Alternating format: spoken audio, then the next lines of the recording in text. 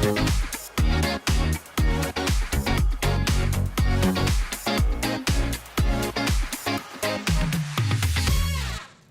right, welcome to the Ref Room, everybody. I am Scott Smokin Silz, joined by our local referee-in-chief, my good friend Brad Baumruck. What's going on, my friend? How are you? I'm doing good. Season's right around the corner, buddy. I know. We are getting pretty close. Like, you're starting to see some things posted that could indicate that we're close to hockey season, so that's always good. I mean, right now it's men's league, beer league, men's league, beer league, and more. That's about it. You know, maybe we should start talking politics. We'd have more to cover this time of year. What happens in 10 days? In 10 days. 10 days, you got to have one of these. How's that for preparation? Ah, there you go. Yeah, actually, I actually wanted to get to this. Yes, 10 days. But, you know, I saw this, and all the conversations we've had have led me to believe that we would see what you see in the top two photos with the guys wearing like a full shirt, or the bottom three photos. You know, they're calling it a bib, which is cool. We always called it a dickie, but they're calling it a bib. More politically correct, I guess. But Probably. What I didn't like was the two pictures that I'm looking at on the top right. We are back to the collar. And the collar is the problem. And I think the collar will continue to be the problem moving forward. I'm disappointed that is not an attached piece. I think it would have made life a lot better for all parties involved had that not been a separate piece like that. What's your thoughts? I think they've increased the height in them. Oh yeah, for sure. That will keep keep your head up pretty high with one of those things on. I think. You know, you're like me and you don't have a lot of neck to begin with. Yeah, you might be getting stretched out a little bit with one of those things. Yeah, it is definitely. Plus, they all have the certification stamped on them. Right. Which so, is like that'll be the biggest thing, that you can see that certification stamped on there. There were things out there, and it was like, I don't know if this is good or not, or is it? I mean, but yeah. I mean, Now, at least keep in mind, this is just the Bauer, and the reason I got an email and I checked this out right away, and I'm like, okay, I want to share this with everybody so everybody can actually see what we're talking about. It's a little bit better than, you know, just trying to describe it. But again, we've been describing it as it's going to be a shirt, like the cut-proof shirts that you're seeing up there, or what they're calling a bib, what we called a dickie. I thought we were getting away from the Calvin Klein underwear band. I mean, that's a little more sufficient than the Calvin Klein underwear band that you might see on some of the players on the North Shore. But I have seen that, believe it or not, in my day. Oh, yeah, I got one on. I've seen all kinds of stuff. I can imagine. Yeah, I won't tell you what school it was, but yes. But I personally, I'm disappointed to see that. I really am, and I just don't think it's going to be. I thought it'd be easy enforcement. It should be easy enforcement, but that leads me to believe we could run into some problems that we may be in situations we don't want to be in with. Yeah, I mean, I think the biggest thing is finding that certification stamp. Yeah. So, like, because if you look at it, you can see them on there on the nose collars. So I mean, they're obviously different from the others. I just feel like the collar, I don't think people will wear the collar. I think the people that are going to buy a shirt, the investment, they're going to wear it. I think the people that are going to buy the collar are the ones that don't want to wear it in the first place, and they may be trying to get away without wearing it, like we've always had in previous years. Yeah, so, well, and did you see the new photo that USA put out the other day? No, I don't know if I did. About this? Oh yeah, no, it's a big reminder. It came out. It was blue. And then it said on there, specifically, it said, first player that will be ruled off the ice. Any subsequent player after that, misconduct. Oh, there you go. I mean, So it's equipment violation. they're It's 10-minute serious. misconduct. I know they're serious. You know, if they went through all the trouble of getting these things certified, they're serious. Let's not kid ourselves.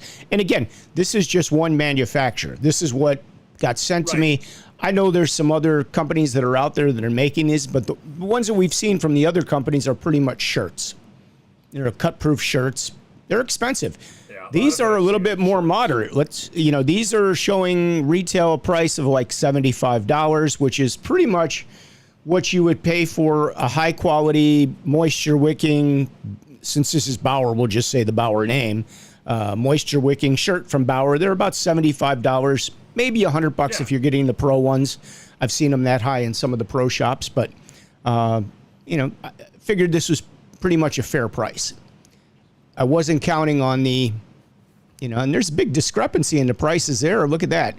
The Bauer resistant collar for $11 to $15, and then the premium cut resistant neck guard collar for $25. Now, I don't know why we don't have why we even have one that's not cut resistant. I mean, that makes no sense. I mean, that was the whole purpose of this, really, is to get maybe for something. adults. If they want an extra something, I have no idea.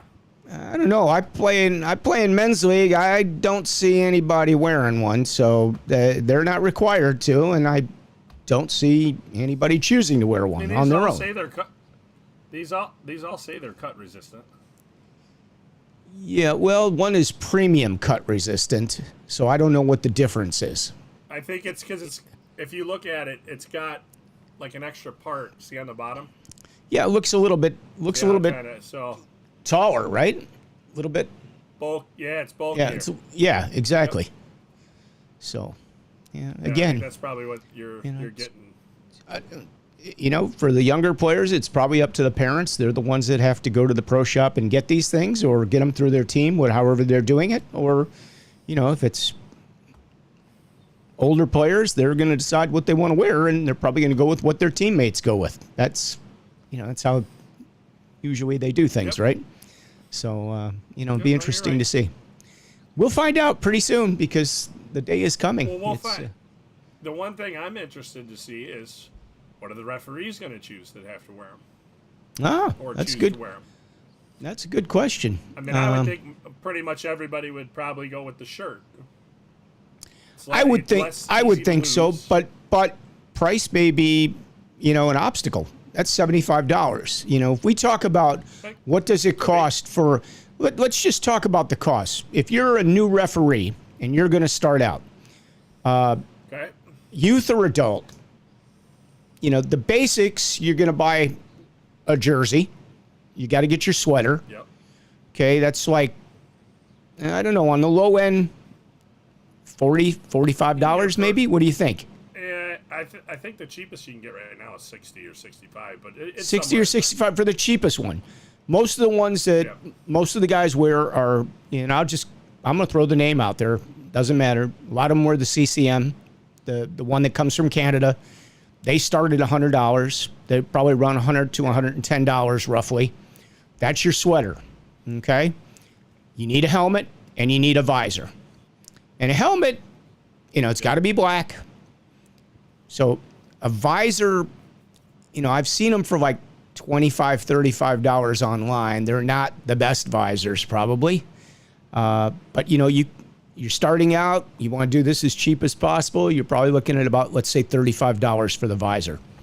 Helmet, that's another story. I mean, helmets are honestly sticker shock if you walk into a pro shop. Sticker shock. Because some of these helmets are over $300 plus tax. So you're adding 10% on top of that. Then you got to put the guys that are working hockey on a regular basis, it's like $100 for a good visor. If they're buying the pro visor, $100. So you're $450 with tax for your helmet and visor. Now and you haven't bought anything to carry it with? Nope. Oh wait, we forgot. We have to have skates, don't we? Yeah. Maybe you're a goalie and you decide you want to be a referee. You can't referee in goalie skates, so you got to have player skates or forward skates, whatever you want to call them, but player skates.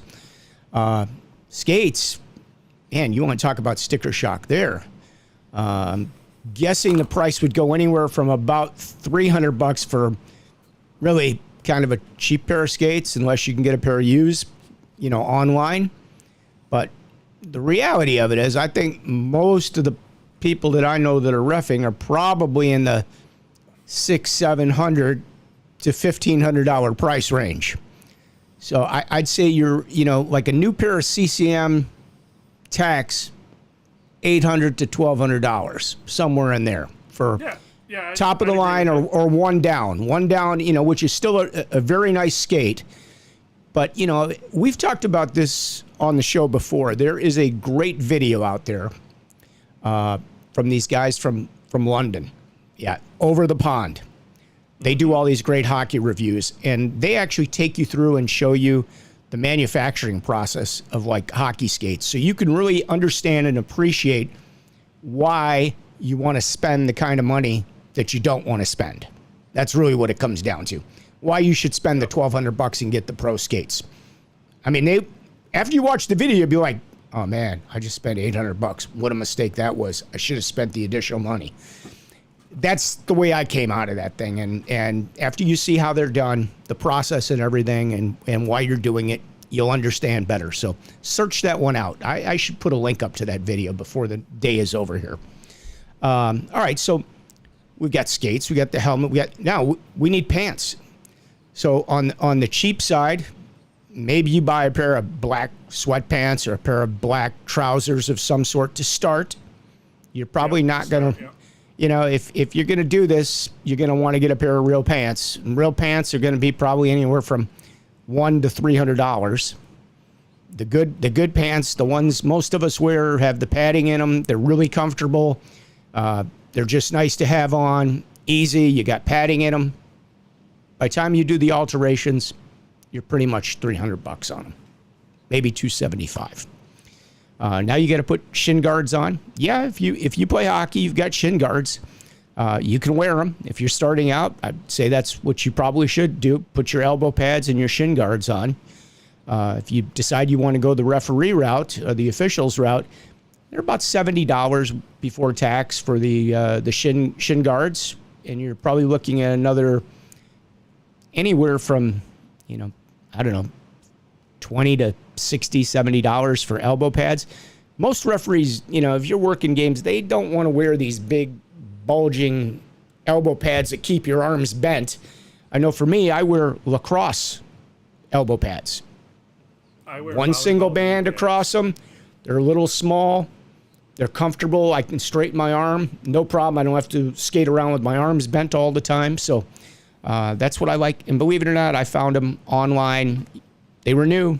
I mean, they're closeout, but I think I paid $20 for them with shipping. I've seen them for 20. Wear volleyball knee pads, because that's what I wear. Yep, that's popular too. They're thin and they're very protective, and really the reason you're wearing them is if you fall. That's really the big reason. And you know what? As an official, the biggest culprit is when you're dropping a puck and that winger and defenseman come across the backside of that draw.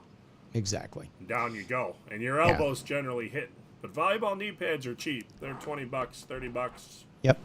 Readily available in a lot of places. And the other thing, you do have people that fire the puck up high, and you have to do the phantom move to cover yourself. And believe me, I had a defenseman rocket one at me last year. I would have lost my whole face if I didn't get my elbow up there, and it hurt too. So that's the reason for it. We see guys out there now, or officials out there, that choose to go out without shin pads on or without elbow pads. You're just putting a sweater on and your pants. It is a huge mistake. You fall and crack your elbow open, you may never recover from that. That can be a lifelong injury for you. So anybody out there without elbow pads, you're crazy. Absolutely insane. A chip in an elbow that floats around afterwards. That for the rest of your life, every time you put your arm down, bang, okay. Yeah. Think about that. That it all could have been avoided with some foam on your elbows. Exactly. And believe me, I've had, you all know Frankie. You've seen Frankie. Frankie likes to steal my equipment. She goes in my bag. I call it she goes shopping when I go out. she goes shopping and starts carting the stuff off into the bedroom. And if my wife brings the stuff back, she doesn't put it, she sticks it like in my office or something. And I've showed up to a game before without an elbow pad or two, or I've even had day where I had no shin guards and I was wrapping skate guards and towels and everything else I could find to work the games. Point, right? Yeah, that's scary. It's very humbling to be out there without that stuff. Trust me. Take it from one who knows. But so you've got that. You've also got your undergarments, and they're not cheap, by the way. I mean, you can get them on.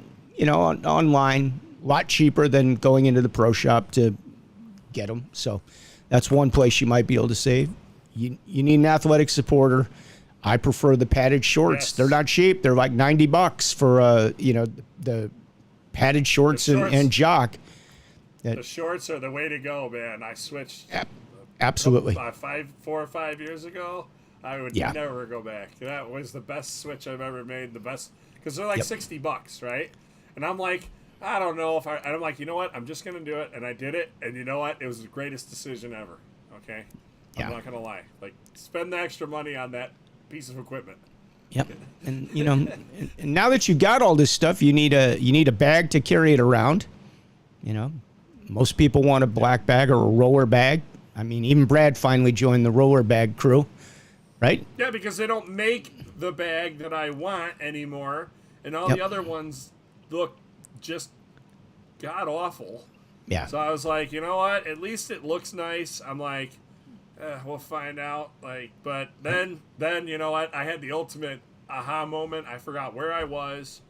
It was a rink that had like 20 stairs, and I had to go. Oh, it was for something I was doing up in Michigan. There was like 25 stairs to go to the locker room. I'm like, boy, am I glad I have this wheel bag right now. And I went up and I was like, okay, this thing was worth it for now because I didn't have to carry this thing up these 20 stairs. Yeah. So, I mean, it came in handy once. Yeah. Yeah. I mean, it's nice when you're, if you work in the city, let's say, for example, you work at Johnny's East, you may be parking 2 or 3 blocks away from the rink.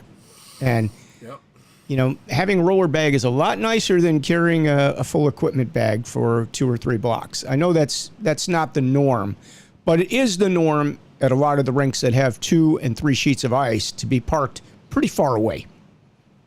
Yeah. And, it is a nice thing to have. I got to say. So beyond that, you need a couple whistles. Okay, whistles, $15 a piece. So we'll just say $15 a piece. Oh no, 20. 20 is, if you can find it for 20, you're cheap.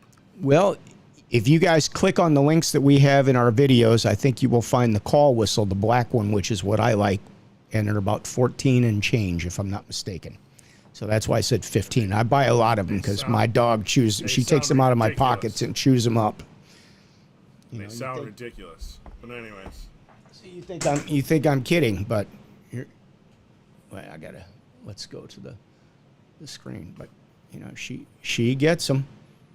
I got to cover my eyes so it goes into focus. But see that chewed through the rubber. I got a bunch of them that. I can see that now. Yeah, but she chews the whistles up themselves too if she has them long enough. So she's crazy. Thank you, Frankie. Yes, probably right back there. Yes, I'm talking about you. Anyway, so, that's kind of the cost of being a new official. You have to register, which, by the way, I did my registration, did my safe sport, sent in my background check. So I'm good to go, just waiting for the stuff to come back and, easy season as far as that goes, as far as I'm concerned. So if you haven't been officiating in a while, then now's a good time to come back. You don't have to take the test. You don't have to do the open book. You don't have to do anything. It's nice. No modules. And, I'm curious. Now, I'm going to ask you something because coaches are still taking modules, aren't they? I don't know. Honestly, I don't know. Pretty sure they are.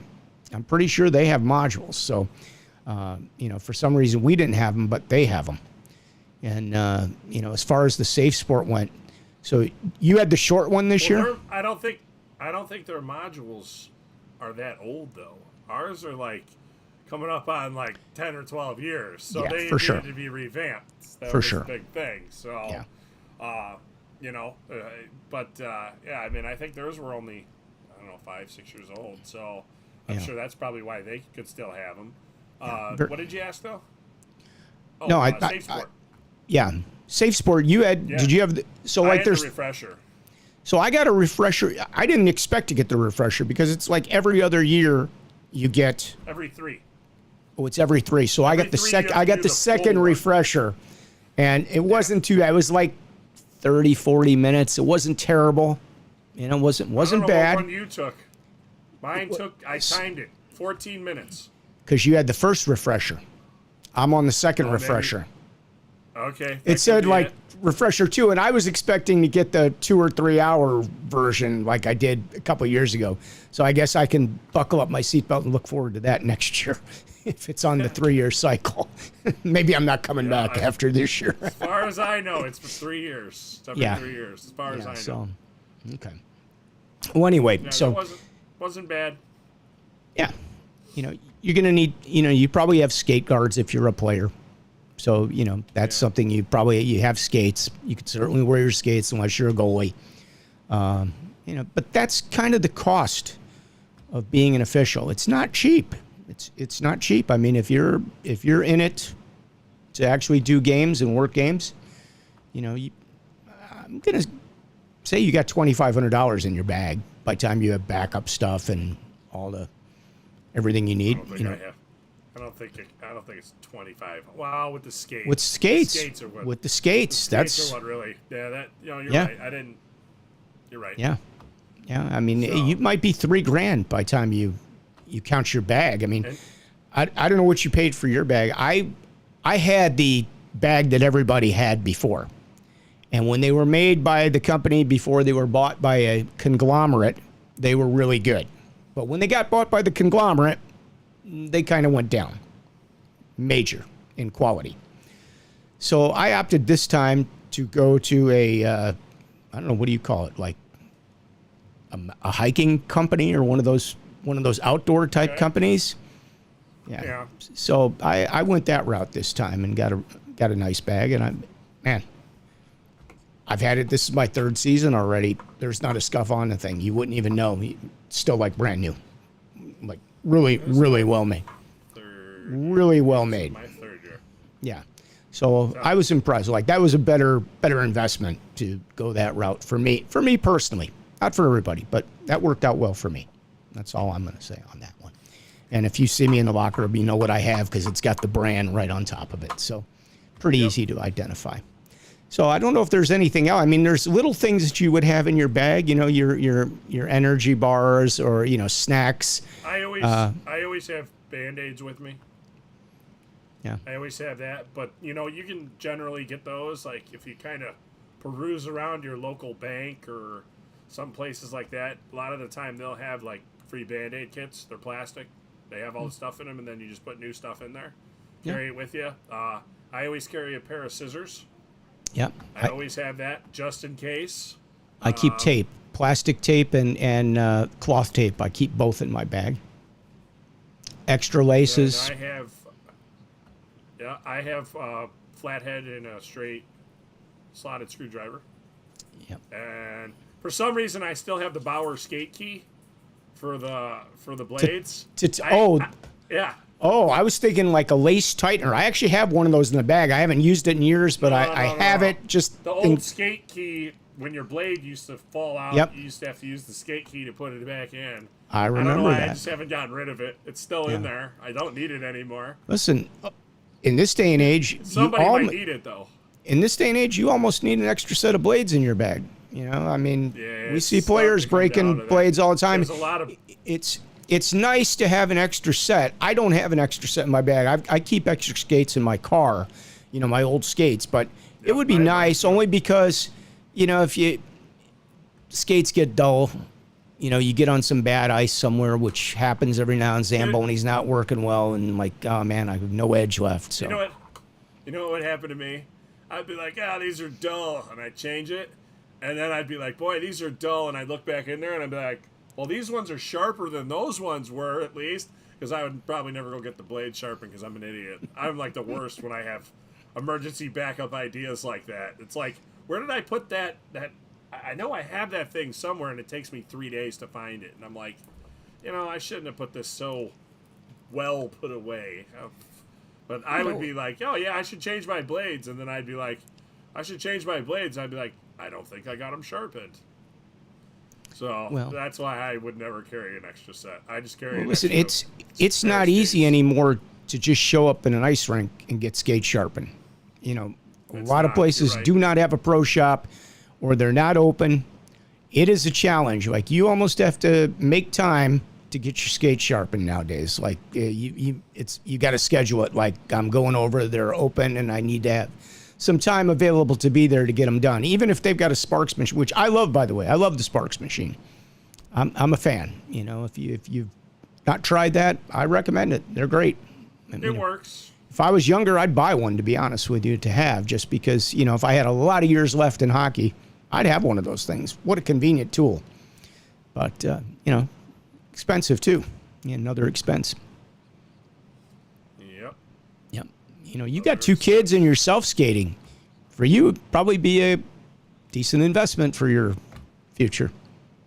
It would be a great investment, but the upfront cost is kind of deterring. Yeah, it's over $1,000 probably. And lucky the rink by me, their pro shop's open. Yeah, you got a good pro shop. You're lucky, and they do a good job in there. Lucky. So yeah. They do. I give them props every time I go in there. Yep, not everybody is. Let's take a look at a couple of the comments. Karen checking in. Karen, appreciate it. You're always here, and we always love what you have to say. So let me get that into the spot. Karen says, bottom row, middle, keep your cut-resistant neck protector and bib in place with elastic arm loops that fit comfortably under your arms. Yeah, let's show that again. Oh, my screen. There we go. I guess it's this one right here. You can't see my mouse, but it's the bottom in the middle. You can't see me pointing at it like an idiot. Yeah. So. Point. That's exactly what I just did. I swear to God, I just pointed it. I still think the best option is the shirt. It's expensive, but I think that's the best option. I think the next best option, I would probably be looking at this one on the bottom left, personally. The collar. I don't think that's the best option out there. I still like the shirt better. I think it's easier. You don't have to worry about it. But let's be honest. As referees, when you work all these games, you are changing shirts, every rink you go to, okay? Especially when it's cold out. Like, when you finish a game, you are wet. And if you are jumping to go to the next venue, even if you're staying dressed, you're going to want to change your shirt. If you're not staying dressed, brother, you better bring extra clothes, because it's nasty putting on cold, wet clothes, especially when it's cold outside. That's why the next important thing, and the most important thing you need in your bag, is a hairdryer. Yeah, and you can buy a cheap hairdryer. $11, man, online. You can get one for like $11.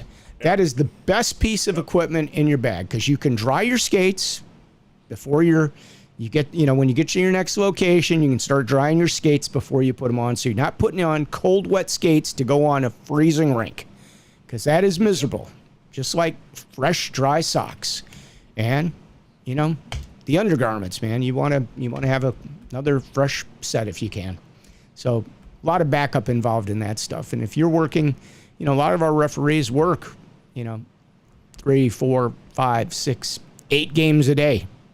So being comfortable out there is very important. And, that's if you're going to get into doing this is something you need to be aware of moving forward after you get going. And you're not going to start with 8 games in a day. You're going to start with probably 2 games and maybe 4 games, 2 and 2 or something like that. But it's a lot of time on the ice. And even if you're starting with the lower levels and you're a new official, you're going to get a good workout out there. You're going to be skating. You're going to be sweating. And, you want to be comfortable. It's all about comfort and comfortable feet. You don't want to be getting lace bite and have wet socks on and wet skates and everything else. So just some good advice if you're going to start doing this. What else could we cover for the newer officials? Want to talk about registering? We do this a lot, but I'll let you cover that, Brad.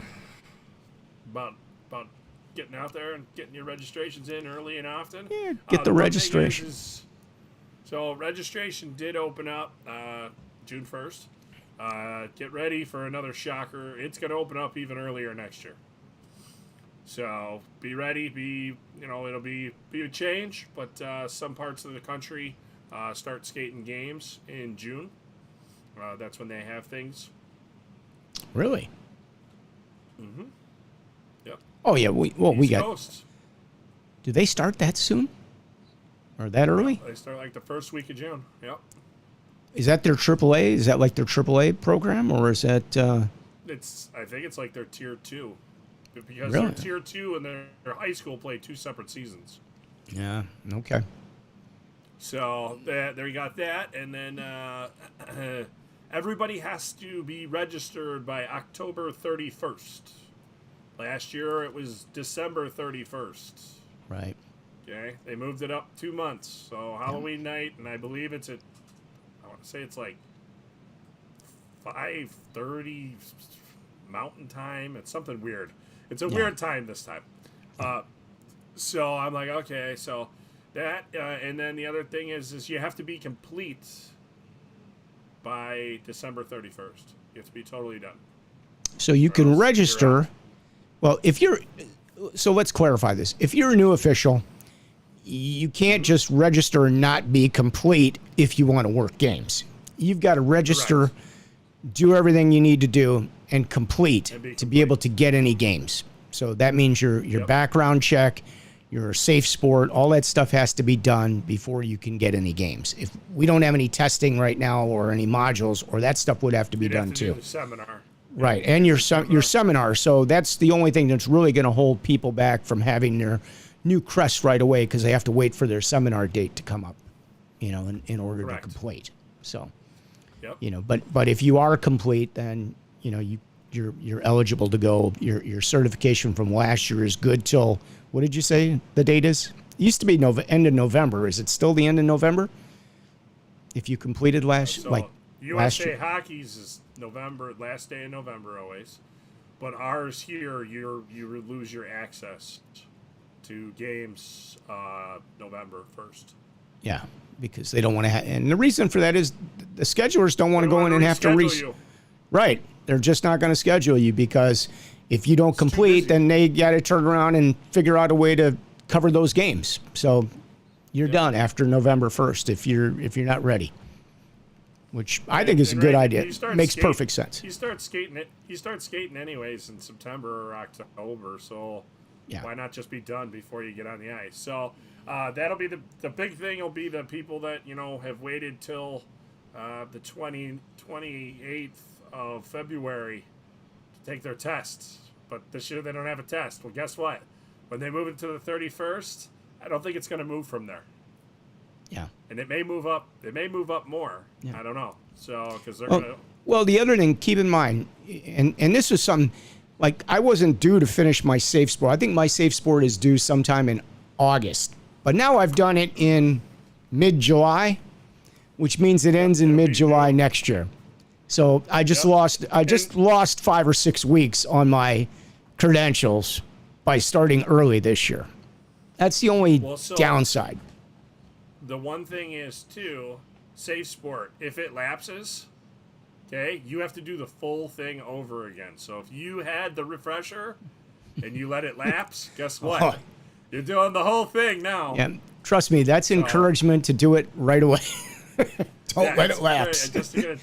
Don't let it lapse. Yeah, that's. I did mine the day that I got the email. I got the email, and they sent it, and then it said in there, too, there was going to be follow-up emails to it.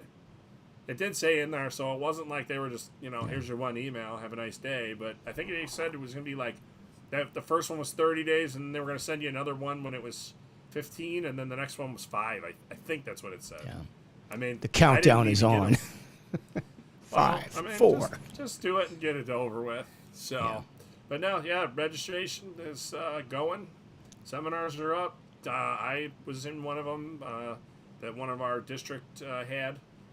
Just came in there to, see some people that I like to see, and I didn't know we weren't on mute, and the boys upset somebody in the house, and then they were yelling at them, and it was quite comical. I had to rat myself out. I felt so bad.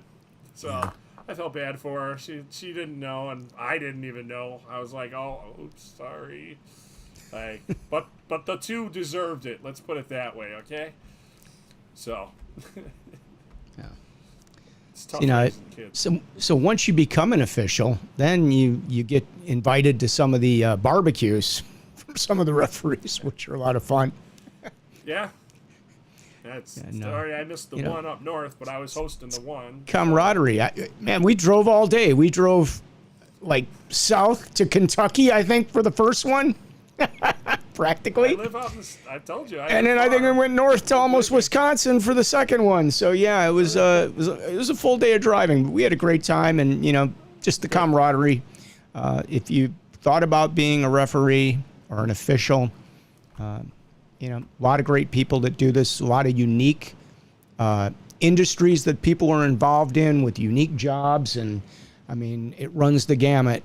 From I don't know, something obscure to something very professional. Like it's quite a variety of people that do this. But at the end of the day, they're all hockey people. They love hockey. That's what it comes down to. If you love hockey, it's a great way to give back to the game and be a part of it. And especially as you start getting, like me, a little bit older, or like Brad, a little bit older, it keeps you in the game. Yeah. Keeps you in the game, and we have a great time. A lot of good people. Men's league now.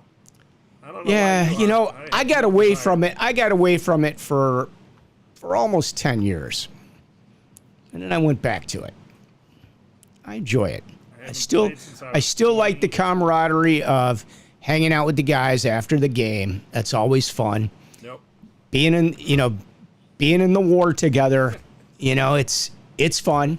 One guy loses his mind, everybody loses their mind. That's how it works. I think the bad thing is I've refereed so long. Like, if I play or whatever, I don't even care if we win or lose. Like, I'm not even, like, motivated. I don't even care. I'm like, yeah, whatever, we're here. Like, I think that's one thing with me. I have no desire to play, and I have no desire to score in men's league. It doesn't appease most of the people playing in it aren't in their prime anymore. So no, it just definitely not. Like kind of seems like reverse economics to me at that point.